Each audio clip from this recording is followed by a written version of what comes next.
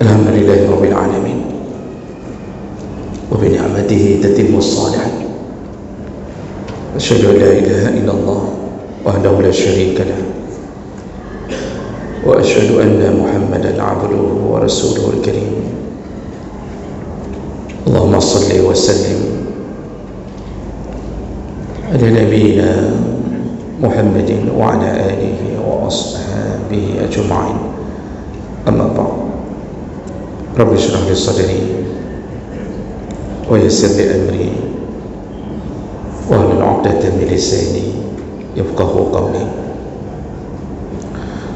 Segala puji bagi Allah, kemudian salawat dan salam pada Rasulullah, pada keluarga dan seluruh sahabat-sahabatnya yang Allah muliakan, insyaAllah. Bapak-bapak dan ibu-ibu yang telah berhadir karena Allah, mudah-mudahan kehadiran kita menjadi salah satu penyebab dibukanya pintu surga untuk kita, insyaAllah. Bapak ibu yang Allah muliakan, di pertemuan yang lalu kita sudah membahas fadilah yang terakhir dari taubat, yaitu taubat menjadi penyebab seseorang kembali meraih surga dan dihindarkan dari api neraka. Makanya orang yang melakukan kesalahan hari ini belum tentu dia menjadi ahli neraka. Bisa jadi kita hari ini yang suka menerakakan orang lain, bisa jadi kitalah yang kemudian menjadi penghuni neraka. Maka semua urusan ada di sisi Allah Subhanahu wa taala. Ada sesuatu yang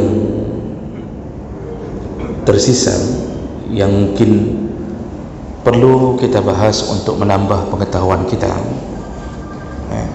dari pembahasan yang terakhir. Jadi sebelum kita masuk ke judul yang baru, ada yang perlu kita sampaikan, dan ini mungkin jarang dibahas, yaitu tentang kedudukan Nabi Adam di dalam surga. Jadi karena kita kemarin bicara tentang surga adalah miliknya orang-orang yang bertaubat, dan salah satu contoh teladan di antara manusia yang dikembalikan ke surga setelah taubatnya adalah nenek moyang kita, yaitu Nabi Allah Adam alaihissalam. Jadi Adam ini tinggal di surga, diciptakan di surga, juga istrinya yaitu Siti Hawa.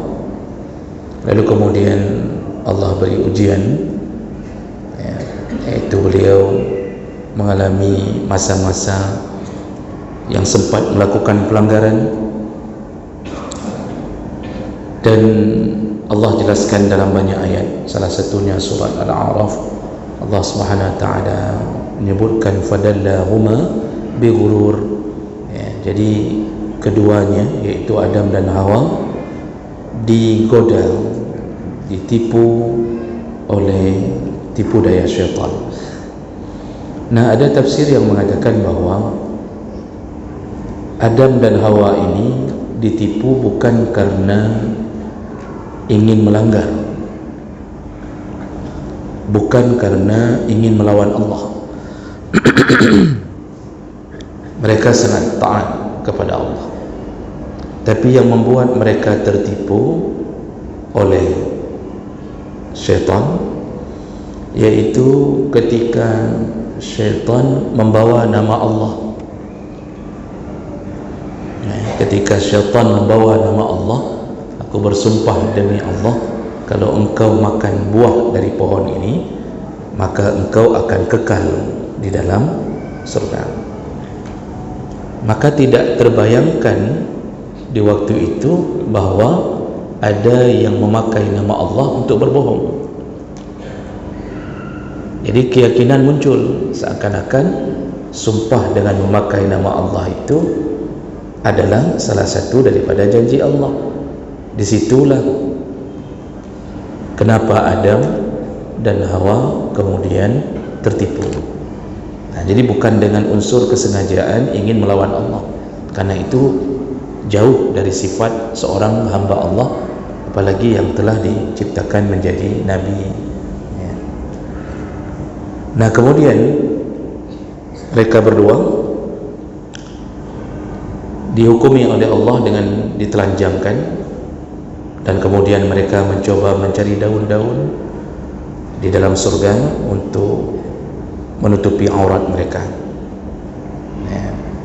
Wattafiqa yakhsifani, mereka terus berusaha, begitu ditelanjangkan mereka berusaha mencari alaihima min waraqil jannah, mencari daun-daun dari surga untuk menutupi aurat. Lalu kemudian diturunkanlah ke bumi. Wa nadahuma rabbuhuma alam anhakuma an tilkuma sajarah. Lalu mereka memohon ampun kepada Allah, dan Allah telah mengatakan, bukankah kalian berdua telah kularang untuk memakan buah dari pohon tersebut? Wa aqul lakuma inna syaitan lakuma aduwwum mubin. Dan bukankah juga aku telah mengatakan kepada kalian bahawa syaitan adalah musuh kalian berdua yang nyata. Maka hati-hati, ini pelajaran bagi kita. Ahli tafsir mengatakan kenapa hukuman bagi Adam dan Hawa ditelanjangkan, menunjukkan bahawa itu hukuman yang memalukan, jadi dipermalukan, dan sekaligus menunjukkan bahawa orang yang telanjang tidak akan pernah kembali ke surga. Makanya Rasulullah mengatakan pakaian yang dipakai oleh seorang hamba, baik laki maupun perempuan, tapi fokus hadis pada perempuan karena lebih berbahaya efeknya, itu pakaian yang ketat menempel di badan menyebabkan haram surga. Jangankan masuk surga, mencium bau surga pun tak boleh, kata Nabi. Jadi ada 3 model perempuan, kata Rasulullah, jangankan masuk surga, tidak akan mencium bau surga, sedangkan bau surga sudah tercium dari 40 tahun perjalanan. Artinya 40 tahun lagi kita mau sampai ke pintu surga, bau surga sudah sampai di sini. Tapi bagi perempuan ini tidak mendapatkannya. Siapa mereka? Salah satunya yaitu nisaun kasiyatun ariyan, perempuan yang berpakaian tapi telanjang. Artinya pakaian ketat. Maka yang berpakaian ketat haram surga, apalagi yang telanjang bulat. Dan orang-orang yang membiarkan anaknya, istrinya berpakaian telanjang juga terseret oleh mereka menuju ke neraka. Makanya orang telanjang tak boleh balik ke surga. Kita yang laki-laki yang suka pakai celana pendek dengan alasan keren,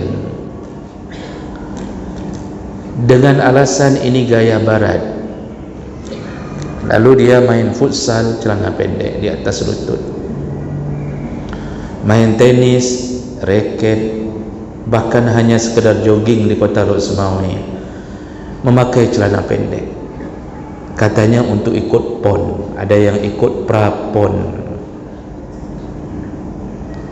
Ini semua haram surga, pembuka aurat haram surga. Jadi itu tak perlu sok-sok keren hanya untuk menikmati neraka.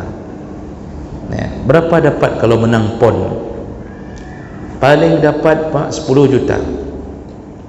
Beda presiden, beda hadiah. Setelah itu masuk neraka, terlupakan semua hadiah itu. Di mana kerennya orang memakai celana pendek di atas lutut. Jadi perlu difahami bahwa Adam dan Hawa alaihi wassalam itu salah satu yang ingin diberitahukan Allah, hukuman ditelanjangkan, menunjukkan bukti telanjang tidak boleh masuk surga. Lalu kemudian juga Allah telah mengatakan syaitan adalah musuh kalian yang nyata. Maka hati-hati dengan syaitan. Tipu daya syaitan itu kadang-kadang saking dahsyatnya dia menggunakan fasilitas. Salah satu fasilitasnya kalau kita laki-laki melalui perempuan.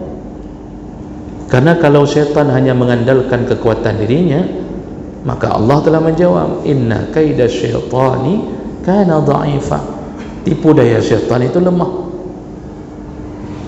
Bapak ibu masuk ke rumah, sebelum salam disunnahkan oleh Nabi baca bismillah. Barang siapa yang membaca bismillah sebelum masuk ke rumah, hanya bismillah, tidak sambung ar-Rahmanir-Rahim juga boleh. Bismillah sebelum masuk ke rumah, sebelum salam. Apa yang terjadi kata Nabi dalam hadis riwayat Bukhari Muslim? Syaitan berkata kepada pasukannya, yaitu panglima syaitan berkata kepada pasukannya, apa yang dikatakan? La mabita lakum, kita tidak bisa masuk ke rumah ini hanya karena ucapan bismillah. Tidak bisa masuk dari depan, tidak bisa masuk dari belakang, tidak bisa masuk dari plafon, dari ventilasi, tidak bisa masuk, hanya karena membaca bismillah. Maka tipu daya syaitan lemah. Yang tidur dengan doa, membaca ayat kursi, membaca 3 kul, syaitan membawa sihir, tidak tembus. Orang yang hidup dengan sunnah Nabi tidak tembus tipu daya syaitan.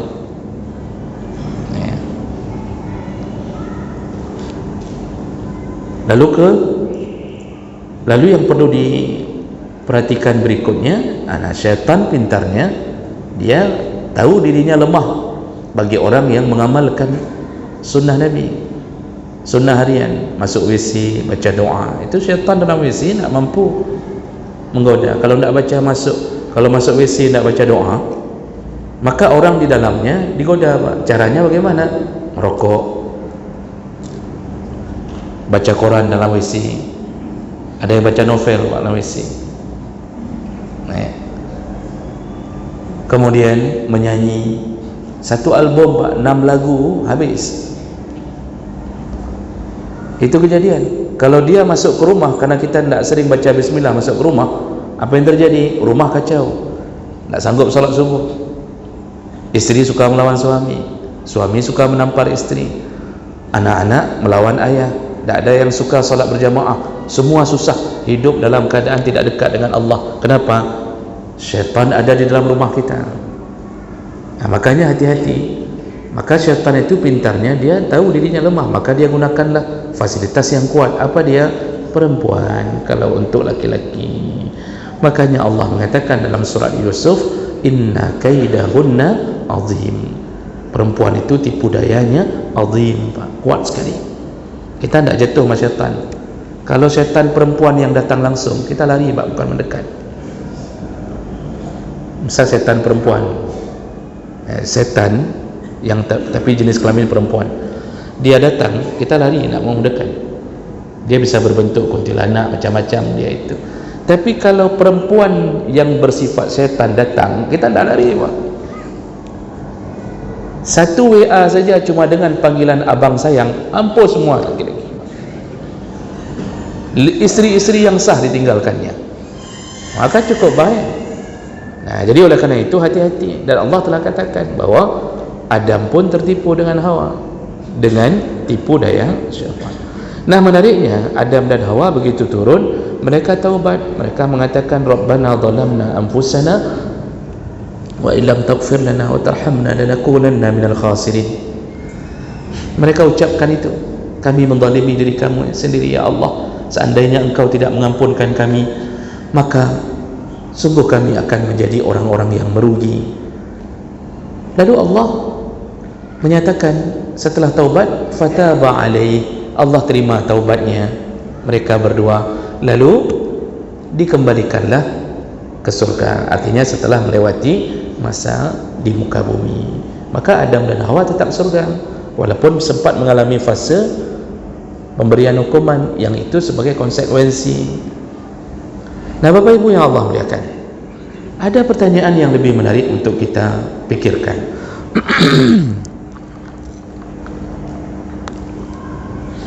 Yaitu, apakah surga yang diciptakan oleh Allah untuk Adam, di tempat Adam dicipta, apakah itu surga yang akan kita masuk nanti, atau surga khusus, atau itu bukan surga, atau hanya sebuah tampakan saja sebagai ujian bagi Adam? Nah, ini mungkin orang ada yang bertanya, tapi ada yang belum mendapatkan jawabannya. Maka kalau kita kaji, itu ternyata jumhur ulama ada pandangan yang berbeda di antara para ulama tentang masalah apakah surga yang Adam tempati itu, apakah itu surga yang akan kita kembali nanti setelah melewati yaumul hisab. Jadi secara garis besar ada dua pandangan. Yang pertama yaitu pandangan jumhur ulama. Jumhur ulama, sebagian besar ulama berpandangan bahwa surga yang ditinggali oleh Adam, ini ditulis dalam beberapa tafsir termasuk tafsir Ibnu Katsir, menyebutkan bahwa surga yang ditinggali oleh Adam dan Hawa di awal proses penciptaan mereka adalah surga yang ada di langit, dan surga itu adalah jannatul ma'wa. Surga itu adanya di langit, dan itu termasuk surga yang abadi, yaitu salah satu namanya adalah jannatul ma'wa. Dan ini kenapa para ulama mengatakan surga itu adanya di langit, dan itu surga juga yang disebut jannatul ma'wa tadi, dengan beberapa dalil. Yang pertama yaitu Al-Quran dan hadis menyebutkan tentang keabadian di surga itu, dan itu ciri-ciri surga. Dalam surah Al-A'raf ayat 19 Allah mengatakan, ya Adam uskun anta wa zawjuka al-jannah fakula min haitsu ragadat min haitsu syi'tuma wa la taqraba hadhihi asy-syajarah fatakuna min adh-dhalimin. Jadi kata Allah, wahai Adam, tinggallah engkau bersama istrimu di surga dan makanlah apa yang engkau sukai. Nanti ujungnya jangan dekati pohon ini, dan Allah tidak suka kepada yang melakukan kezaliman. Lafaz ini, lafaz al-jannah kata para ulama, itu tidak ada maksud lain kecuali jannah yang ada di langit. Jadi alif lam ma'rifah yang ditempelkan ke jannah itu menunjukkan tidak ada lain surga yang dimaksud Allah kecuali surga yang ada di langit. Nah, kemudian hadis-hadis itu menyebutkan bahwa Adam itu diturunkan. Bahasa Al-Quran juga begitu, diturunkan, wa qulna ihbitu, ihbitu itu turun. Dalam hadis ketika Adam alaihi salam, ini dalam hadis riwayat Muslim, hadis dari Abu Hurairah dan Huzaifah al-Yamani. Saya persingkat karena waktu kita singkat, saya tidak baca bunyi hadisnya, Pak. Jadi Rasulullah sallallahu alaihi wasallam itu mengatakan, ketika datangnya hari kiamat semua manusia berkumpul, lalu kemudian mereka dalam kebingungan sebelum diputuskan oleh Allah dimulainya yaumul hisab. Ini pernah kita bahas, karena nanti yang bisa memutuskan kebingungan itu adalah Nabi Muhammad. Setelah bersujud di bawah arash memohon petunjuk dari Allah untuk memberi syafaat pada umat, disitulah dimulainya yaumul hisab. Sebelum Nabi Muhammad memulai, kita berdiri di padang mahsyar dalam keadaan kebingungan mau melakukan apa. Akhirnya muncul inisiatif mencari para nabi. Nah, nabi pertama yang dicari kata Rasulullah adalah Adam. Lalu umat mulai mengatakan, engkaulah ayah kami, mohonlah agar pintu surga dibukakan untuk kami. Apa Adam jawab? Aku tidak pantas untuk memohon syafaat kepada kalian, karena yang mengeluarkan kalian atau yang membuat kalian berada di bumi, karena aku ini, bapa kalian ini yang diturunkan dari surga. Jadi bahasa Nabi Adam, kalian berada di muka bumi gara-gara kesalahanku, aku diturunkan dari surga. Jadi bahasanya diturunkan. Maka para ulama mengatakan bahwa Adam berada di surga, yang berada di langit. Kemudian hadis yang lain juga riwayat Muslim, ketika Nabi Adam, Rasulullah yang mengatakannya, ketika Nabi Adam bertemu dengan Nabi Musa alaihissalam. Jadi Nabi Adam pernah bertemu Nabi Musa alaihissalam, lalu mereka berdebat di sisi Allah, dan akhirnya nanti Nabi Adam berhasil mengalahkan diskusinya dengan Nabi Musa. Ini panjang Pak ceritanya, kita tidak sempat menceritakan ini. Tapi yang kemudian, yang intinya, Nabi Musa itu mengatakan kepada Adam bahwa, wahai Adam, engkaulah orang yang diciptakan langsung dengan tangan Allah, dan Allah meniupkan ruhnya kepadamu, lalu para malaikat bersujud kepadamu. Allah telah memberi kesempatan engkau tinggal di surganya, lalu engkau melakukan dosa kepada Allah, lalu engkau diturunkan. Hasil daripada engkau diturunkan, kami semua merasakan pedihnya penderitaan hidup di muka bumi. Nah, jadi Nabi Musa itu mengatakan, ini wahai Adam, karena engkau melakukan dosa. Nah, begitu Nabi Musa mengatakan, ini sebab engkau melakukan dosa, akhirnya engkau diturunkan. Bahasanya kembali diturunkan. Ini saya enggak sempat baca lagi hadisnya Pak, karena panjang.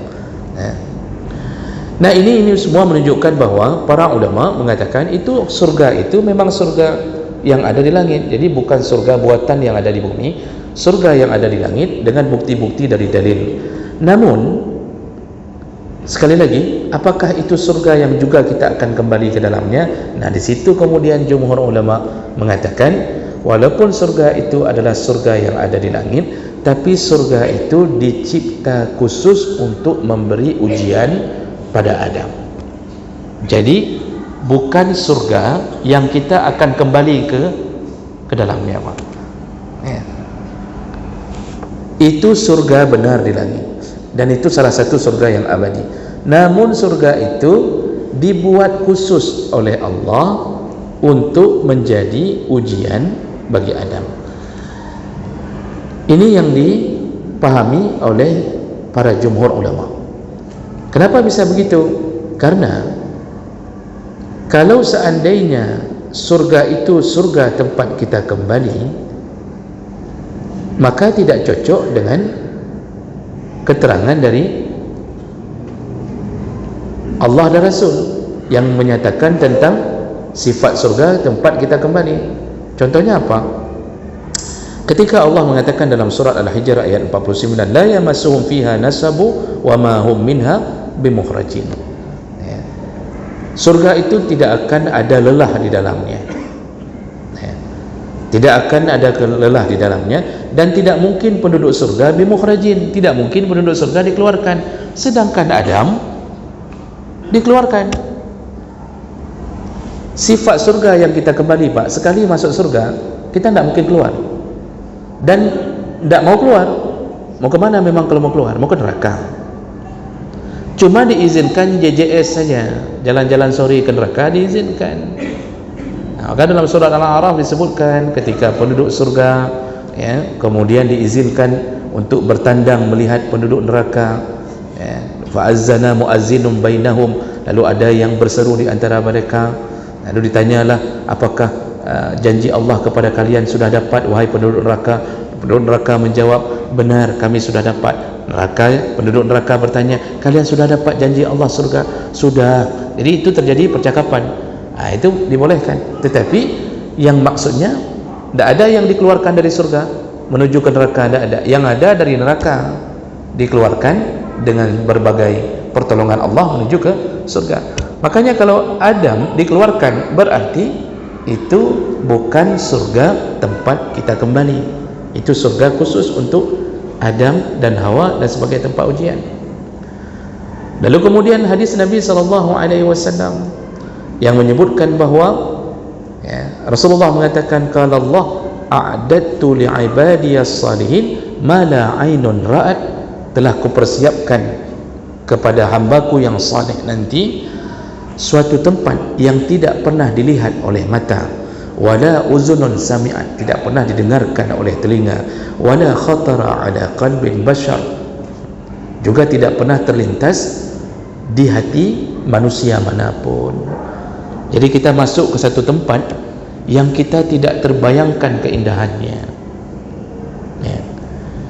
Bidadari sampai Allah mensifatkannya dengan ka'amsal al-lu'lu' al-ma'nun, yaitu bidadari seperti mutiara atau permata maknun yang belum terbuka segelnya, masih tersimpan rapi. Jadi tidak ada yang tahu bagaimana bentuk bidadari, dia masih tersimpan rapi, hanya diberikan nanti kepada penduduk surga. Maka ini semua menunjukkan bahawa itu bukan surga tempat kita kembali.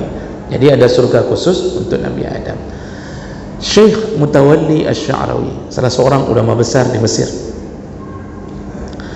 itu juga memastikan di dalam kitab yang merangkum hasil beliau, hasil pemikiran beliau, yaitu Fatawa Kullu Man Yuhimmuhul Muslim. Beliau mengatakan begini, bahwa surga yang dihuni Nabi Adam bersama Hawa bukanlah surga pembalasan yang disiapkan untuk kita. Sebab surga yang disiapkan untuk kita itu hanya boleh dilewati setelah melewati prosedur Allah, yaitu salah satunya hisab. Walaupun nanti ada orang yang dibebaskan dari hisab, tapi tetap melewati prosedur itu. Sehingga surga itu tidak layak disebut surga yang diduduki Adam, karena Adam langsung masuk surga itu tanpa melalui proses hisab. Alasan kedua, di dalam surga yang akan kita tempati nanti insya-Allah, itu tidak ada lagi beban taklif, tidak ada lagi beban, tidak ada lagi suruhan apapun, tidak ada lagi ibadah, tidak ada lagi apapun, tidak ada lagi larangan. Khamar yang dulu diharamkan di dunia dihalalkan di sana, maka kita boleh bersenang-senang, Pak. Silahkan mabuk. Yang mabuk di dunia tak boleh lagi mabuk di akhirat. Yang mau sabu di akhirat, jangan mabuk sekarang, jangan sabu sekarang. Di sana kita fly, Pak. Boleh mandi langsung sungai madu, sungai arak, sungai susu. Semua larangan tak ada, perintah juga tak ada lagi. Jadi tak perlu lagi solat, tak perlu lagi puasa Senin Khamis, tak perlu lagi ikut pengajian, Pak. Tak perlu umrah. Maka travel tak berlaku di sana. Tak ada orang yang perlu melakukan itu lagi, karena semua kesenangan telah diberikan Allah Subhanahu Wa Taala. Dan itu tidak cocok dengan cerita Nabi Adam. Nabi Adam dalam surga dibebankan taklif, wala taqraba hazihi sajarah, kalian jangan makan buah dari pohon ini. Jadi itu bukan surganya Nabi Adam, itu bukan surga yang akan kita tempati. Lebih indah surga yang akan kita tempati, Pak. Karena kita melewati prosedur kelelahan, kesabaran dalam menghadapi hidup. Nah, itu alasan yang ketiga. Alasan ketiga, kata Imam Mutawalli Asy-Sya'rawi, bahwa di surga yang akan kita tempati tidak ada lagi gangguan setan.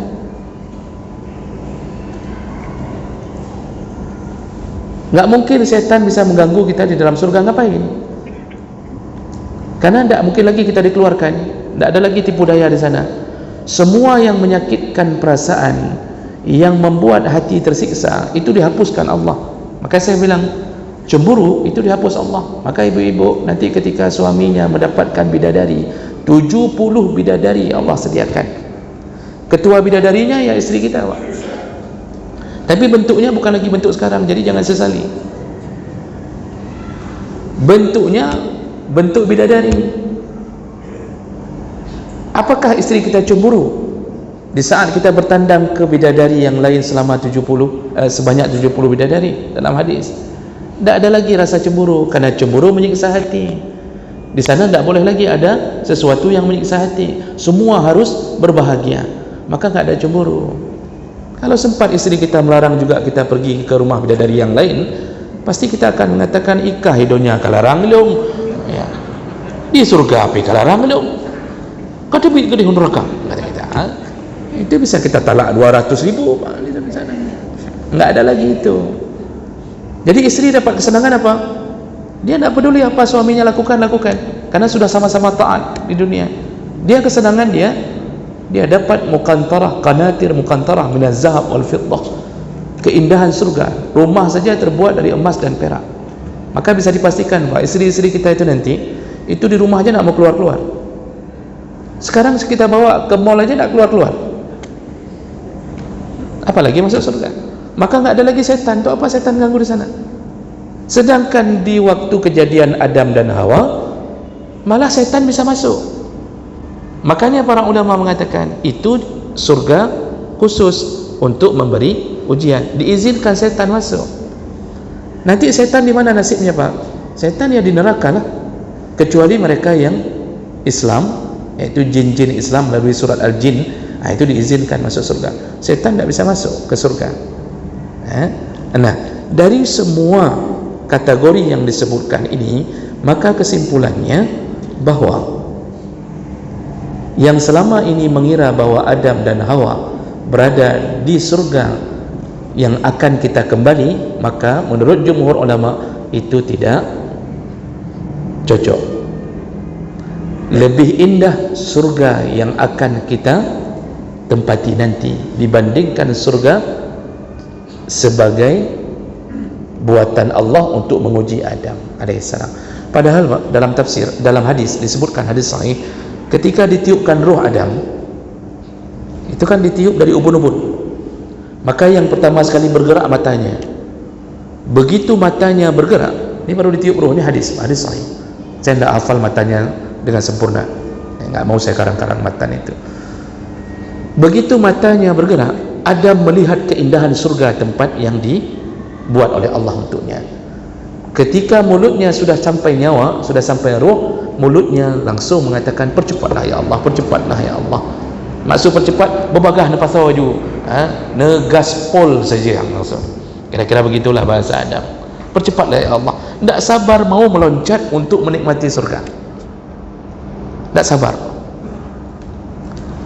Begitu indahnya surga di tempat Adam ditempatkan bersama Hawa. Maka kalau itu saja menjadi sebuah sumber keindahan, bagaimana dengan surga yang dipersiapkan untuk kita? Nah, jadi ini adalah kesimpulan dari jumhur ulama. Nah, nanti ada pandangan kedua, tapi pandangan ini tidak masyhur. Pandangan ini menyebutkan apa? Bahwa letak surga yang dikhususkan bagi Adam itu ada di bumi. Itu pandangan kedua, disebutkan juga dalam tafsir, dan ini termasuk pandangan salah satu ulama, Ibnu Jubair, salah satu tabi'in, menyebutkan surga yang diciptakan untuk Adam itu letaknya di bumi. Jadi bumi itu dibuat oleh Allah seperti surga, maka taklif beban yang ada di bumi diberikan ke Adam. Jadi Adam itu tidak diturunkan, dia tetap berada di bumi, tapi dihilangkan nikmat surganya. Tapi pendapat ini tidak masyhur.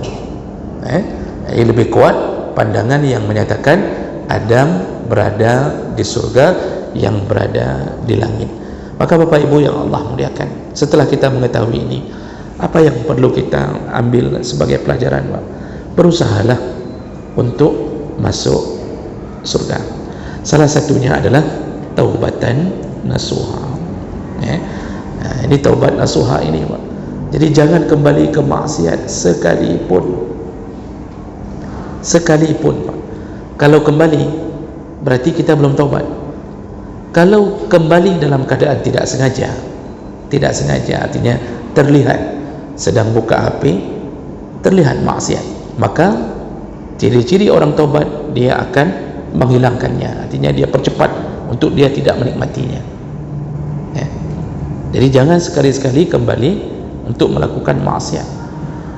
InsyaAllah taubat mengantarkan kita ke dalam surga, dan tanpa celah, tidak ada celah, Allah hapuskan semuanya, ya. Baik, inilah yang perlu kita jadikan sebagai pengetahuan kita, ya. Pada menit itu Ustaz, semenit, ya. Dan insyaAllah, ya, tinggal waktu cuma 2 menit lagi Bapak. Minggu depan baru kita masuk ke judul yang baru, dan kita insyaAllah akan membahas berikutnya, yaitu tentang fadilah mati syahid, ya. Apa fadilah mati menjadi syahid.